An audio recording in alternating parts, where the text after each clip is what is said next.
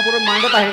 काही जर चुकलं असेल किंवा काही चुकत असेल, कुणाचा जर आदरातिथ्य मान सन्मान करण्याचं राहून गेला असेल, तर ग्रामस्थांच्या वतीने मी स्वतः रामकृष्ण सातव पाटील मी माझ्या वतीने आपली दिलगिरी व्यक्त करतो आणि अण्णांना, रामदास भाऊ तरस यांना आणि इथं जमलेल्या तमाम कुस्ती शौकीनांना, पैलवान वर्गाला आणि आसपासील ग्रामस्थांना मी एवढीच ग्वाही देतो की या वर्षीची महाराष्ट्र केसरी कुस्ती स्पर्धा ही माननीय मुरलीधर अण्णा मोहोळ यांच्या मार्गदर्शनाखाली, संदीपप्पा भोंडवे यांच्या मार्गदर्शनाखाली, रामदासजी तडस साहेब यांच्या मार्गदर्शनाखाली भव्य दिव्य आणि इथं येणाऱ्या प्रत्येक पैलवानाचं यथोचित स्वागत होईल। त्या सर्व पैलवानांची आणि क्रीडा शौकीनांची योग्य ती सेवा आणि योग्य ती काळजी आमच्या ग्रामस्थांच्या सर्वांच्या वतीने घेतली जाईल अशी ग्वाही देतो आणि येणाऱ्या 18 ते 22 मार्च या दरम्यान होणाऱ्या कुस्ती स्पर्धेसाठी, या वर्षीच्या महाराष्ट्र केसरी 68व्या कुस्ती स्पर्धेसाठी आपण सर्वांनी मोठ्या प्रमाणामध्ये उपस्थिती दाखवावी ही सर्वांना विनंती करतो।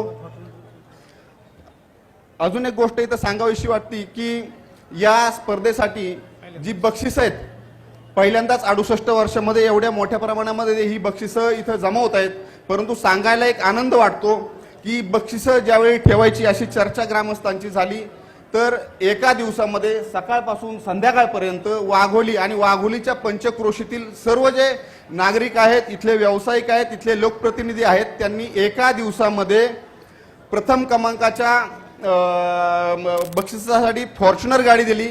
जो उपविजेता आहे उपमहाराष्ट्र केसरी त्यांच्यासाठी स्कॉर्पिओ एन ही गाडी दिली। ग्रामस्थांचा यामागचा उद्देश असा आहे की ज्यावेळी महाराष्ट्र केसरी आणि उपमहाराष्ट्र केसरी हे पैलवान त्यानंतर महाराष्ट्रभर फिरत असतात, त्यांच्या आखाडे असतात, स्पर्धा असतात, तर त्यांची संपूर्ण टीम जे त्यांच्यासोबत त्यांची 4-5 लोक असेल, त्यांचं स्पोर्ट्स किट आणि बाकी सगळ्या गोष्टी ह्या त्या गाडीमध्ये व्यवस्थित त्यांना महाराष्ट्रामध्ये प्रवास करता आला पाहिजे, म्हणून ह्या 2 गाड्या देण्यामागचा जो उद्देश आहे हा आमच्या ग्रामस्थांच्या अशा पद्धतीचा आहे।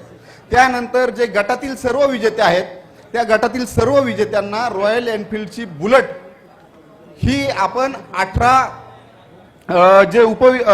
विजेते जे आहेत गटातले माती विभागातून आणि गादी विभागातून ह्या सर्वांसाठी 18 बुलेट देत आहोत।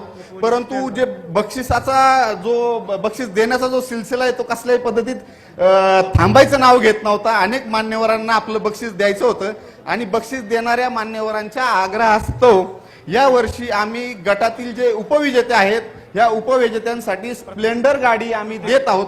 अशा 18 बुलेट, 18 स्प्लेंडर, महाराष्ट्र केसरीसाठी फॉर्च्युनर आणि उपमहाराष्ट्र केसरीसाठी स्कॉर्पिओ एन गाडी या वर्षी आम्ही सर्व स्पर्धक विजेत्यांना देत आहोत।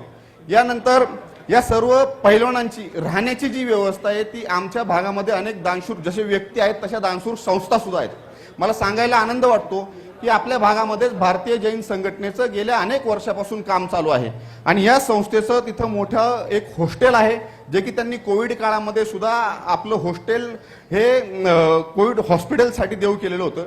तर या संस्थेने या सर्व 840 पैलवानांची 5 दिवसाची राहण्याची आणि भोजनाची जी व्यवस्था आहे ती भारतीय जैन संघटनेने इथं केलेली आहे। मी त्या भारतीय जैन संघटनेच्या सर्व कार्यकारिणीचे हार्दिक असे आभार व्यक्त करतो। त्यानंतर सुसज्ज अशी क्रीडा नगरी इथं उभारणं गरजेचं होतं की एवढे प्रेक्षक आज खूप प्रसिद्ध झाली स्पर्धेची सगळ्या गोष्टी, तर महाराष्ट्रातून क्रीडा प्रेमी इथं सगळे येणार आहेत, तर साधारणतः 40 ते 50 हजार लोक एका वेळी इथं मैदानामध्ये, आणि आम्ही याच्या उपर जर जास्ती गर्दी झाली तर बाहेर 2 ठिकाणी आम्ही मोठ्या स्क्रीन इथं लावत आहोत, जेणेकरून 50,000च्या पुढं लोक इथं 5ही दिवस महाराष्ट्र केसरीच्या स्पर्धा इथं बघतील। अशा पद्धतीनं पार्किंगही व्यवस्था आमच्या ग्रामस्थांनी खूप चांगल्या पद्धतीने केलेली आहे। स्पर्धेच्या जागेपासून 500 मीटरच्या अंतरावरती साधारणतः जवळपास 30 ते 35 एकर जागा पार्किंगसाठी इथं स्थानिक शेतकऱ्यांनी, जागा मालकांनी अवेलेबल करून दिलेली आहे। तर पार्किंगची खूप चांगली व्यवस्था होईल, फक्त आपण स्वयंसेवकांच्या सूचनांचं पालन करायचं आहे। पार्किंगची कुठल्या प्रकारची अडचण येणार नाही अशी ग्वाही मी सर्व ग्रामस्थांच्या वतीनं, आयोजकांच्या वतीनं आपणा सर्वांना देऊ इच्छितो।